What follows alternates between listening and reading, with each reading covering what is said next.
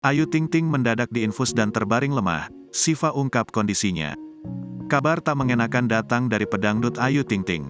Gebetan Boy William itu mendadak dikabarkan sakit. Bahkan, sang adik, Asifa Nuraini memperlihatkan kondisi Ayu yang terbaring lemah. Terbaring di sofa, Ayu terekam menutup sebagian wajahnya dengan tangan. Sementara, tangan yang lain terlihat diinfus. Cairan infusnya berwarna kuning. Cepat sembuh Kak Ayu, tulis Siva ini dalam unggahan Instastory-nya. Bukan hanya Ayu, Siva juga membagikan info jika suaminya Nanda Fahrizal juga sakit. Siva memberikan perihal sakit yang menimpa Nanda.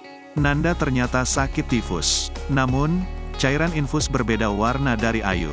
Tifusnya kambuh lagi, istirahat dulu ya yang terang Siva.